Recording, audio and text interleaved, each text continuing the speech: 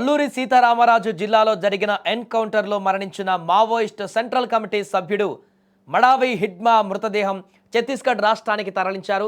Rampachodavaram area ఆసుపత్రిలో గత రాత్రి హిడ్మా మృతదేహానికి పోస్టుమార్టం పూర్తయిపోయింది. పోస్టుమార్టం అనంతరం హిడ్మా, అతని భార్య రాజక్క మృతదేహాలు బంధువులకు అప్పగించారు. హిడ్మా స్వగ్రామం ఛత్తీస్గఢ్లోని సుక్మా జిల్లా పువర్తి గ్రామంలో అంత్యక్రియలు జరగనున్నాయి. అయితే హిడ్మా పోస్టుమార్టంలో ఆయన సోదరుడితో పాటు ఇతర కుటుంబ సభ్యులు కూడా పాల్గొన్నారు. ఇక అలాగే మావోయిస్ట్ కేంద్ర కమిటీ సభ్యుడు, దండకారణ్య స్పెషల్ జోనల్ కమిటీ కార్యదర్శి, PLDA 1వ బెటాలియన్ కమాండ్ మడావి హిడ్మా ఈ నెల 18న మారేడుమిల్లి వద్ద జరిగిన ఎన్కౌంటర్లో మృతి చెందారు. అలాగే ఈ నెల 18, 19 తేదీలలో మారేడుమిల్లి దగ్గర 2 వరుస ఎన్కౌంటర్లలో మరో 13 మంది మావోయిస్టులు కూడా హతమయ్యారు. ఇంతవరకు 6 మావోయిస్టుల మృతదేహాలకు పోస్టుమార్టం పూర్తి చేయగా మిగిలిన 7 మావోయిస్టుల మృతదేహాలకు పోస్టుమార్టం కొనసాగుతుంది.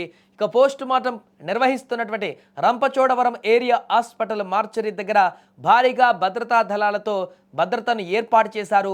పోస్టుమార్టం పూర్తయిన మావోయిస్టుల మృతదేహాలను వారి బంధువులకు అప్పగిస్తున్నారు పోలీసులు. దీంతో ప్రస్తుతానికి హిడ్మా మృతదేహానికైతే పోస్టుమార్టం అయిపోయి వారి బంధువులకు అప్పగించారు. కాబట్టి ఛత్తీస్గఢ్లో ఉన్నటువంటి స్వగ్రామం ఏదైతే ఉందో పువర్తి, అక్కడికి తీసుకువెళ్ళి అక్కడ అంత్యక్రియల ప్రక్రియలను కొనసాగించనున్నారు. అక్కడ ఇంతకుముందు ఆల్రెడీ చూసాం, హిడ్మా తల్లి ఈ యొక్క ఎన్కౌంటర్ తర్వాత భావోద్వేగానికి గురైనటువంటి సందర్భాన్ని చూసాం. అంతకు ముందే హిడ్మాను లొంగిపోవాలంటూ కూడా తన తల్లి చెప్పినటువంటి విషయాన్ని కూడా మనం చూడడం జరిగింది. కానీ తల్లి మాట వినలేదు. హిడ్మా లొంగిపోవడానికంటే ముందే అటు ఎదురు కాల్పులలో ఎన్కౌంటర్లో మృతి చెందినటువంటి పరిస్థితి ఏర్పడింది.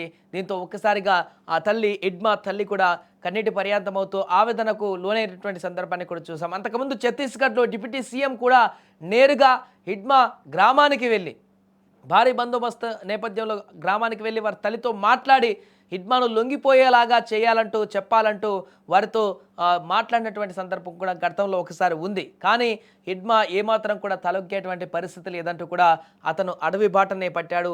ఆ అడవి నుంచే తన కార్యకలాపాలను కొనసాగించాడు. ఈ నేపథ్యంలో ఆపరేషన్ కగర్ కొనసాగుతుంది. పూర్తిగా మావోయిస్టులను లేకుండా చేసేటువంటి మార్చి 2026 వరకు పూర్తిగా మావోయిస్టులు అనే వారి దేశంలో లేకుండా ఆపరేషన్ కగర్ అనేది కొనసాగుతున్న నేపథ్యంలోనే హిడ్మా ఆల్రెడీ చాలామంది లొంగిపోతున్నారు మావోయిస్టులు. కానీ లొంగిపోకుండా ఎదురు కాల్పులు చేసేటువంటి వారు మాత్రం పోలీసుల కాల్పుల్లో ఎన్కౌంటర్లలో బలైపోతున్నటువంటి దృశ్యాలు మనం చూస్తున్నాం. అందులో భాగంగానే కీలక వ్యక్తి మావోయిస్ట్ ఆపరేషన్స్లు చేయడంలో ఆరుతేరినటువంటి వ్యక్తి హిడ్మా మృతి చెందారు. దానికి సంబంధించిన ప్రక్రియ కూడా పూర్తయిపోయింది. పోస్టుమార్టం ప్రస్తుతానికి బంధువులకు అప్పగించి అంత్యక్రియలు కూడా స్వగ్రామంలో ఇప్పుడు కొనసాగేటువంటి పరిస్థితి ఉంది.